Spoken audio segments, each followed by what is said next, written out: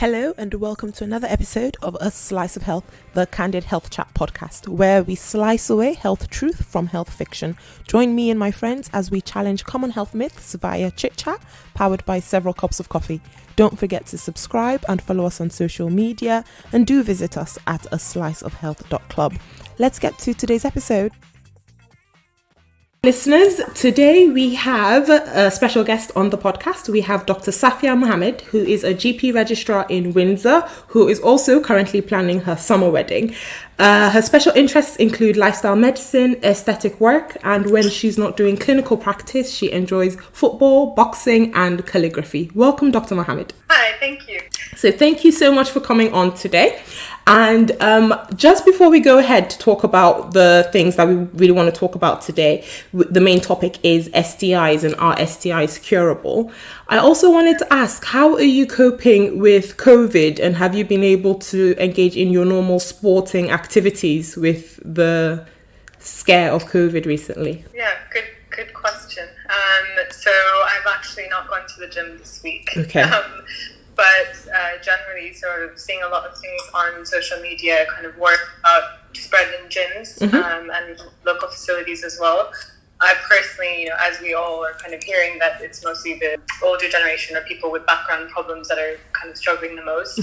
I'm hoping I don't let it limit my activities so much. Yeah. So that's where I stand at the moment. I don't think people should avoid it, but of course, if you have symptoms, kind of worrying symptoms that require you to isolate, then for protection of others and to avoid spread, you should be avoiding public places like where gyms, for example, where things can be spread. And today is the 13th, just to our listeners. So today's the 13th of March that we're recording this episode. So by the time you guys listen to this, things might have changed quite significantly in the UK, because obviously we're taking everything on a day-by-day basis. And yesterday, the Prime Minister talked about the next steps, steps of action after that, Cobra meeting that they all went in for after Northern Ireland, the Republic of Ireland declared that they were going to start quarantine, stopping schools and things. What do you think about this? Do you think that we are going to go in that direction as well? It's difficult to say, really, isn't it? Because we see Italy's gone into complete lockdown. Yeah. So other places have done the same, and then our advice has basically been to wash our hands and stay home for 7 days. So I personally think there's too much of a financial impact in doing that. I think the NHS has so far managed well, but to say, to see what happens in the next week, even with numbers rising, yes, there's a possibility we could go down that road, but for the time being, fingers crossed that we don't need to.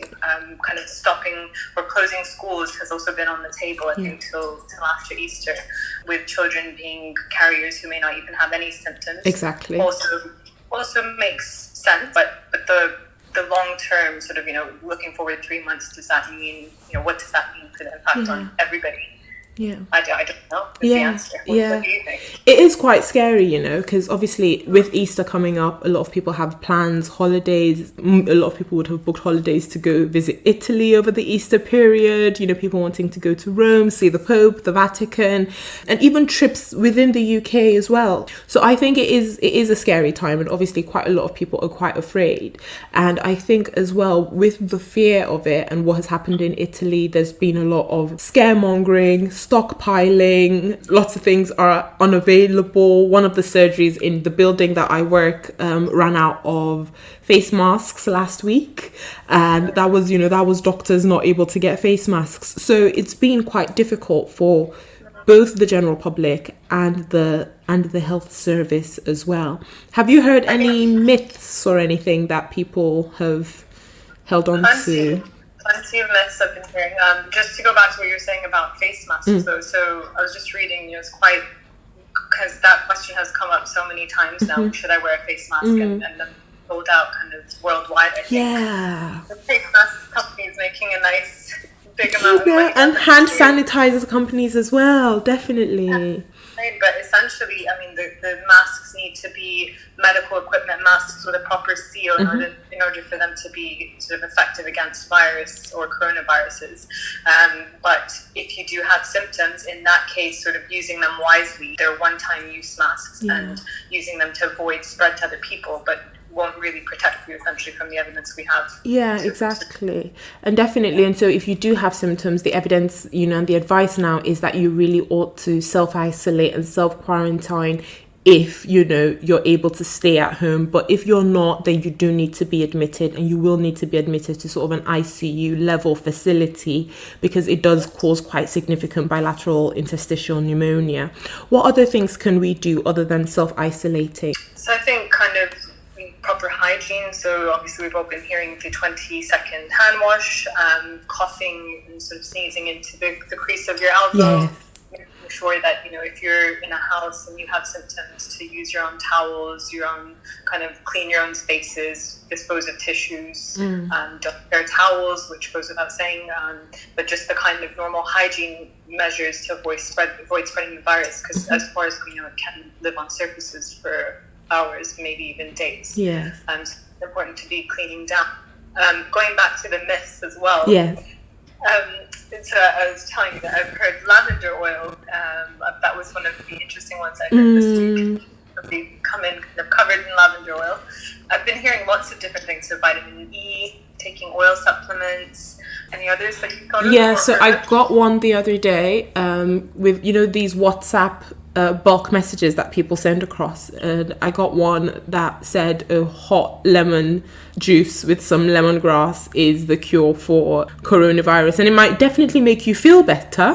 Whether it's a cure, that is highly unlikely and yet to be proven as well. So, drinking a nice cup of hot tea with some lemon and lemongrass in it, that's very pleasant. It's soothing. Is it going to cure coronavirus? That's highly unlikely. I also heard one where someone was saying, if you're able to hold your breath for 15 seconds, then you definitely don't have coronavirus. And obviously that is not something that is backed by evidence either, because some people do have mild illness, and if they do have mild illness, they will be able to hold their breath for 15 seconds and even longer. And, they might not even have a cough, they might not have significant fever, but they'd have a few symptoms of respiratory illness that others might not feel relates to COVID. So holding your breath for 15 seconds is not going to... It's not an accurate test. No, it's not an accurate test. And not being able to hold your breath as well is not pathognomonic of COVID as well. Yeah, absolutely. And I think with a lot of these herbal remedies, I always tell patients that, they may very well have benefits, but not on a large scale enough that's evidence-based for us to say, yes, this will work. So I think if it's doing no harm, absolutely, go ahead. Yeah. But not with really thinking that it's going to cure it. That it's going to cure it. Exactly. And just so that we discuss a few more of the symptoms of COVID before we then go ahead into our topic, what are the main symptoms that people ought to be looking out for? So as it stands, like normal illness, common cold, you can get sore throat, sort of it precedes with sore throat, maybe runny nose, and a persistent sort of cough with fever. And as it stands, then that can progress into kind of developing difficulty with your breathing, a very aggressive cough, and feeling very tired. So those are the kind of things that we look for at the moment, and those are the people that we're encouraging to stay at home, self-isolate for 7 days, and just sort of minimize spread at this stage. Yeah, okay. So those are the really important things about COVID-19. And the important things as well is that the hygiene steps that we've been recommending, people should continue these hygiene steps going forward. Washing your hands in soap and water frequently, sneezing into the crease of your clothing, in your elbow, as opposed to sneezing out indiscriminately, catch it, bin it, kill it. Those kind of things are important going forward for all sorts of respiratory illness to reduce the risk of spread as well. So today's main topic is STIs, and we're talking about STIs. Can STIs be cured? What do you say to that? So I think if we are proactive in our approach, and when seeing, I think, a big population of our patients that kind of come to us with these kind of symptoms are generally younger, and it's always encouraged that you get tested at your sexual health clinic. Yes. Because yes, most STIs are treatable in the sort of early stages, and you shouldn't get too many complications. That being said, a lot of people, due to whether it's embarrassment or not feeling the need to, maybe not even displaying symptoms, may not get tested regularly, and that can then lead to complications later. Grouping all STIs, of course, they're all different. The general ones that I think we see in primary care would be chlamydia, gonorrhea, herpes as well, syphilis. I think out of all of them would be the one with the worst sort of outcomes. But definitely I think getting the early treatment is of utmost importance when it comes to STIs. We can go into a little bit more detail about complications. Definitely.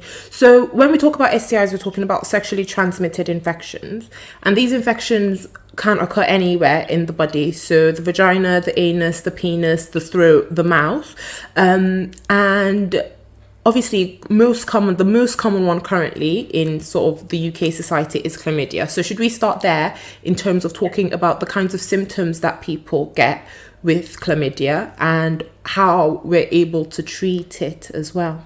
So what do you find is a quite common symptom of chlamydia? I think generally girls, or when women present, they'll usually have some element of pain when urinating. This is frequently what I've seen. Maybe some abnormal discharge, also bleeding after intercourse can be one of the symptoms, and pain during sex as well. And have you noticed ever noticing people who have had asymptomatic chlamydia? Quite a few actually. Most people, I think, is that they'll come in with nothing, and a lot of times it's just tested on their routine testing, and they'll find out that they do have. And they do have chlamydia as well. Okay. And in terms of treatment, what are we going for in terms of treatment now for chlamydia? So generally we work antibiotics. That's usually a tablet form, and you're usually treated for 7 days. And then so you can have a follow-up check sort of to make sure that things have resolved after that. Definitely. During that time to be using protection, or not to be sexually active if you are tested positive. Using protection. And the use of barrier protection is actually quite important, because a lot of people find that they use contraception, so either the pill, the implant, or an IUD or an IUS or a depot, but are not using barrier methods for protection, and that is quite important when talking about sexually transmitted infections as well. How do you find in terms of taking a history? Do you feel that people are normally quite open when talking about their sexual history, or is there still a stigma in terms of being open about partners, the sex of the partners, genders of the partners, and the frequency of partner change? Generally, I feel that the older generation, so maybe our generation and beyond, are a little bit more uncomfortable discussing their sex life and disclosing their kind of sexual preferences as well. Whereas I find the younger generation tends to be more open and giving with what they are to tell us. And I think people generally like to play down symptoms as well with fear or judgment, maybe. Definitely. And I think because we talk a lot more openly about sex now, on social media, in the press, in television, people feel more open to be able to talk about these things. And when it comes to such infections, the openness is quite important to be able to actually say, well, this is where I'm at, so that we're able to then make an accurate assessment of the risks, treat appropriately, and then make a plan for the future as well, in terms of how frequently a person should get tested depending on their sexual preferences and sexual lifestyle as well, because chlamydia is not without its own complications in the future long term if left untreated. Could we talk a bit more about those complications? So when we're talking about women, the kind of most common, I think, complication we see is something called pelvic inflammatory disease, which is essentially swelling around the pelvic area and the organs of reproduction. And that can present in many different ways, which is why sort of initial and early treatment is very important. That's more so with women, so abnormal discharge, pelvic pain, and pain during sex as well. Men may have the long-term complications of swelling around the testicles. And going back to women, infertility can be one of the big complications. and then there's other minor ones which can affect the joints as well. But generally, that's the biggest thing that we see in pelvic inflammatory disease, is also, again, treated with antibiotics. As well. That's great. And what other sexually transmitted infections do we find commonly? So you did mention gonorrhea, and you also mentioned syphilis. But just before we get to syphilis, because that is getting a bit more complicated now, sort of over the past decade, let's talk a bit more about gonorrhea before we get into the more complicated issues of syphilis. Yeah. So again, gonorrhea can a lot of times be asymptomatic, may present with sort of greenish discharge in women, and in men, again, very vague, but usually asymptomatic, can cause pain on urination. And again, there's similar sort of protocols, so we look to treat that with antibiotics. Complications wise, women, again, mostly pelvic inflammatory disease, can also lead to pregnancies in the wrong place when you are looking to become pregnant, so ectopic pregnancies, and then long-term pelvic pain with the pelvic inflammation as well. Yeah. And we mentioned herpes earlier, and herpes seems to be one that is that sort of rears its head at the most inconvenient times as well. Can you tell us a bit about that, especially for people who feel they've had treatment for herpes or have never had herpes before and suddenly notice crops of blisters around the genital areas? Absolutely, and I see this one actually quite frequently. So herpes, unfortunately, is a virus that stays in the body, so it lies sort of dormant, and then you continue to have flare-ups. For some people, that may be more frequent than others, but little things such as stress or illness can trigger off herpes, and then that causes usually small blisters around the genital areas or open sores around the thighs, buttocks, or your anus as well, and can cause a tingling or burning sensation. So a lot of people know before they're about to get a flare-up with their herpes, because they start to get a tingling, and at that point they say, can you give me this to treat it, the antiviral treatment, to kind of get rid of it before it starts. And with herpes, again, important not to kind of be active when you have active lesions, no sexual intercourse, and to take precautions with barrier methods that we were talking about before. That's great. And in terms of people then experiencing herpes, so let's say they have had a new sexual partner and feel that it's that partner that's given it to them, even though that partner does not have any active lesions. How would you go about describing it to them that actually you might have had this for quite a while, or caught it from a different partner, and it's only now presenting itself?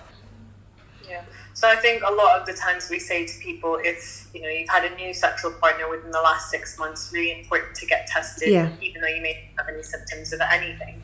And that's actually a difficult one, because with people who, and nowadays we do regularly sort of change sexual partners, so difficult to sort of keep track. There's no one way of telling really if who's given you herpes, because that was another question that I've gotten frequently. But it's important that both partners get tested and are sort of open with each other and have that conversation should one of them test positive. Actually, recently I had a phone call from just after Christmas time, a phone call from somebody who had been unfaithful in their relationship, developed chlamydia, and then did not want their partner to know about it, and had symptoms as well, and so was requesting some treatment over the phone. And we encourage people to be open, and we sort of have an element of trust in our patients to be open and tell their partners. And I think that one's a bit of a tricky one, because you don't want to be the reason for a breakdown of relationship. It's so important that people are aware that you're not just harming yourself, and you are in essence spreading it to a wider number of people. Yes. Not being cautious. Yeah, definitely. And I think that's where the sexual health clinics are quite well enabled to deal with sexually transmitted infections, because they have the ability to do contact tracing quite well, and also do it in as anonymous a way as possible. Now, obviously, if you are calling a husband, let's say, who has been faithful to his partner for the past 20 years and then say, we have some suspicion that you might have been in contact with someone who has chlamydia, there's no way that that gentleman isn't going to know that it's most likely his partner who has been unfaithful. But it is really important to be able to actually address these issues, because they do then cause systemic problems if left untreated in a lot of people. And what about herpes? What are the features of genital warts? Sorry, not herpes, genital warts clinically. So warts. So again, a lot of people won't have any symptoms. Warts is caused by something called the human papillomavirus, which we are nowadays vaccinating young girls against. So different types of strains of the virus, but the ones that cause the warts are sort of contagious with sexual contact. Yes. I've had some people even ask, does it require you to actually have penetrative sexual intercourse? And the answer is no, because it can be spread through just touching of genitals. So that's quite common as well. And the worry with even with papilloma is the long-term sort of effects. Yes. So it can infect your throat as well through oral sex, and then we keep an eye. There is treatments for the warts, but again, a lot of times these things are ignored and can be easily treated in your local sexual health clinics. I think it's really important we encourage everybody to do that. Yeah, definitely. And I think that is something that is quite critical in terms of the spread of sexually transmitted infections, because as our world continues to change, it's not just penetrative sex that actually increases the risk of contact with sexually transmitted infections. You can get it in your eye if any bodily fluid splashes in your eye, if semen splashes in the eye, if there has been sharing of sex toys, it can be transmitted that way as well. All kinds of touching activity can also lead to that. And so it's really important to encourage people to engage in safe sexual practices where they and their partner are open and honest about where they are at in terms of their sexual health as well. Absolutely. Are they teaching this in schools? Because I know we never got taught sexual health. I remember a lady coming with a banana. I remember a lady coming with a banana and a condom and, just putting it on. And I think I remember them showing us pictures of herpes. And I was absolutely frightened when I saw the pictures of herpes. I was like, no, I don't want that. But other than that, I don't actually think that we had proper open conversations about it. And actually, at the time we were getting that, I think quite a few people had already been sexually active by that point already. I think it was probably a bit too little too late by that point. Because when we were getting that, we were sort of, I think 14, 15, 16. So it was a bit too late. But I don't know how in depth the conversations are about how STIs are contracted. And also, depending on the schools you go to as well, I think some parents don't want their children being taught about sex in school. So that also brings in some difficulties as well in terms of talking about it. How open do you think schools should be about sex education? I think, considering we are already open about teaching children methods of safe sex, I don't think it would be far-fetched to then touch on, discussing what to do, or at least telling people where to go if you do think you might have a sexual infection. This is where you can go. It's a private place. None of it's disclosed. Your GP doesn't even need to know about it. You don't have to disclose your information. So you'd rather err on the side of caution, get treatment if you need it. And that goes to say for adults and younger children who are sexually active. Yeah. And you mentioned something that is really critical about the STI service. Is that they don't write back to your GP. So it's not like going to A&E with, a twisted ankle or a broken bone. It's completely confidential. Your case file and your case number there is unique to that clinic. And there's no sharing of information that way, which makes it a safe and open space to be able to discuss your sexuality and to be able to discuss the problems that you have and the concerns that you have, and also maybe to get some education on safe sexual practices, how to feel comfortable during the sex act, and how to know if you're being exploited as well during the sex act as well, which is obviously something that is on the rise as well. Sexual exploitation is on the rise in the United Kingdom as well. What kind of questions would you tell people to expect to be asked when they go to an STI clinic? So a lot of times it's based around their symptoms or, whatever they're coming in for, so that it can help whoever's looking at them kind of rule in and rule out what may be going on. Other than that, they may ask about sexual preference and about sexual contacts over the last 6 months to 12 months to ensure that they can do proper contact tracing and give the correct treatment for what you may or may not have. Exactly. That's great. And going into talking about syphilis, which sort of reared its head in sort of during the war. That's World War II, guys, not the not the war in the Middle East. No, the old school one. But it's back again, and it's back again with a bit of a vengeance as well. So let's talk about that. What exactly is syphilis?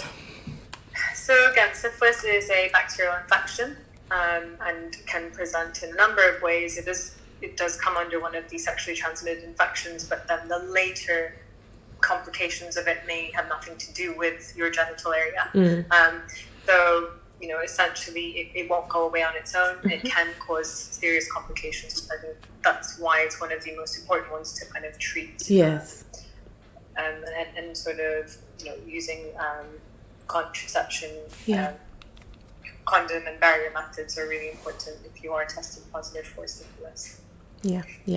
And in terms of the management of syphilis, where are we at now with managing it? So obviously, being a bacterial infection, it's also one that we can treat with antibiotics as well. But there's been quite a bit of resistance regarding management of syphilis now in terms of the antibiotic choices as well. Do you think that this is something that's going to get better, or do you think it's just going to get worse? I think that we are becoming a little bit more stringent on our antibiotic use as it stands now. And a lot of this is due to sort of resistance to the classic antibiotics we were using. But not usually with a short course of antibiotics, it is treated. But I think, with us becoming more stringent again with antibiotics, hopefully we won't go down the lines of needing to find alternative ways to treat. But I think...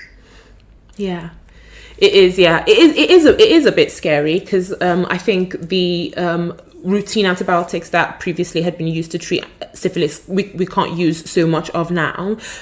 So now they're actually looking towards mainly using IM injections, and what IM means, guys, is an intramuscular injection, and that is because the course of treatment with oral antibiotics can be quite long in syphilis. And so if you attend a clinic and a nurse or a doctor or a healthcare assistant does the injection, then we know that the medicine is in your body and you are going to get the treatment. What would you say, Safia, to people who feel that their body is just going to clear their chlamydia, their gonorrhea on its own, their body is just going to clear their syphilis, they don't need to do anything about it? What would you say? I want whatever they're eating for breakfast then. What you want, whatever they're eating for breakfast? Because that's pretty much impossible. So to fight off these infections, if untreated, you are not going to recover from it. So you do need treatment. It's essential. It's unlike a virus, where viruses, you won't usually need a course of antibiotics. Whereas for this bacterial infection, you would definitely need it. Very important you do get it. Okay. So I'm going to run through sort of a rapid fire question. So I've got a few myths about STIs. Some of them are true, some of them are false. So just let us know which ones you think are false and why they're false. So I can't... Okay. Ready? Ready. Okay. Number 1, I can't get an STI from oral sex. Incorrect. Okay. I can't get an STI from sharing a sex toy with my partner. You definitely can. Okay. Number 3, getting a test for an STI is embarrassing. It may be, but it shouldn't be, and it's very important to do so. Okay. And also something else about it is, if you feel, as a patient or as a service user, that you've gotten into an environment and you're talking about, your sexual history, your sexual past, and you feel uncomfortable in that environment, it's absolutely fine to say, I'm not comfortable in this environment. Can I see someone else, or can I go to another clinic? And invariably, you will be able to see someone else, and you will probably also be signposted to a different clinic. So these places are created to be safe and open spaces for you to feel comfortable so that you can get the right kind of treatment. And so if you feel that your embarrassment is beyond the initial discomfort of talking about something that is sensitive, if you think that it's beyond that, then definitely, ask to see somebody else, or ask to, is there another STI clinic that I can go to? And invariably there is, or you can ask to see your GP instead to have the screening there as well. So that's just really important. I can't afford STI treatments and tests. So on the NHS, because I think that's all we can kind of speak for. Yeah. I know it's different in other places of the world, but yes, it's all free on the NHS. Testing is completely free, and even more kind of invasive blood tests can be done for free to check for more serious sexually transmitted infections or diseases like HIV, if there's a concern. And I know that's being regularly implemented now for homosexual partners to make sure they get those tests done every so often. Yeah. So yes, it is free. Treatment is also free on the NHS, especially for people who are not British citizens, or that kind of treatment is offered to everybody. Yeah. And okay, next question. Only people who have multiple sexual partners can get an STI. Nope, you can have that one guy or one girl who's been around. Yeah, just one. You just need one, guys. Yeah, you just need one. STIs don't care about your number. Yeah, the only people that care about your number are other human beings. STIs don't care. And only gay men or drug users get HIV. Absolutely not. So anybody can get HIV, including children. So it's the method of transmission. It can be through different ways, and it's a stereotype that I hope we're moving away from. Great. And next question. If I use my contraception well, I wouldn't get an STI. Nope. You may not get pregnant. So you may possibly not get pregnant. There is that little chance, but contraception generally does not, prevent against STIs, and that's me talking about contraceptive tablets. Again, with condoms, is it 99.9% effective against STIs? But there is a small chance still always that there's still transmission. So unless you're abstinent and you're not doing anything, there's always a risk of getting infections. Okay, and that's great. And when she says abstinence, guys, she actually means abstinence, which doesn't mean no penetration. It means no nothing at all, no touching, no nothing. And a lot of times that is not actually what is going on when people say that they're abstinent, which is really, really important. If I take my partner's STI antibiotics, then I don't need to go to see a doctor. So I don't think you'll have enough if you do that, unless you've taken their whole course. But no, you need to get your own testing, because you may have, you may think you have the same infection as your partner, and actually you might have something else going on. Important that every individual gets their own treatment and own set of medications. Okay. We don't recommend using somebody else's medicines. Okay. And the second to the last one, I've had my pap smear, so I don't need to be screened for an STI. So pap smears will not always pick up every STI. It looks for the cells of the opening of the womb, and that doesn't include testing for various other things. So it looks for changes of the cells which can relate to HPV or the human papilloma virus, but doesn't test for everything. So really important you get your additional testing done for all other infections as well. Okay. And I've not been sexually active, so that means that I got the herpes from a toilet seat. So herpes, again, there's two forms of herpes. There's the kind above the neck and face, and then there's the kind below sort of the belt. And with the one above the neck, you don't have to be sort of sexually active. It can happen from kissing. It can happen also sort of rare, but it has been reported to be transmitted through sharing items. Yeah. So if you have an active lesion on your face and you're sharing straws and things like that, there is a risk of transmitting open wounds, mums to children, kissing their children. lots of different ways that you can be passing it on. Same applies to the genital herpes, so usually needs contact. So the question was, I haven't been sexually active. So did I get my herpes from a toilet seat? No, you didn't. No, you didn't. No, you didn't get your herpes from a toilet seat. That is great. Thank you so much. So in terms of giving our champions a championship point to take away with them after today's topic, what would you say was a championship point for our listeners? So I think I have two. Okay. I'll steal one from Lil Wayne. Okay. So wrap it up with regards to our sexual talk. Awesome. I love it. Yeah. Wrap it up, guys. And get your testing done if you are sexually active. And then two, for our coronavirus talks, I think, we can't say it enough. Wash your hands. And if you're not so worried about yourself, which a lot of people on Instagram in our age aren't, please think about other people in the community, even if it means, your elderly neighbor who may not be able to go out shopping. Just small things that you can do. I don't think we need to be bulk buying like this. The apocalypse is not here yet. Not yet. No, definitely not here yet. No. Just buy what you need and let's be courteous to the rest of the people living around us. Yeah, definitely. Awesome. Thank you so much for coming on. Having me. Thank you for joining us on today's episode. Do share this podcast with two people who have not heard about us before.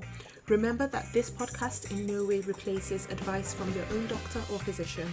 Do subscribe and follow us on social media. Leave us a review on iTunes so that others can access the amazing content. And do join the club at asliceofhealth.club and drop us some suggestions or questions that you might have. Don't forget to be a health champion wherever you go by separating health fact from health fiction.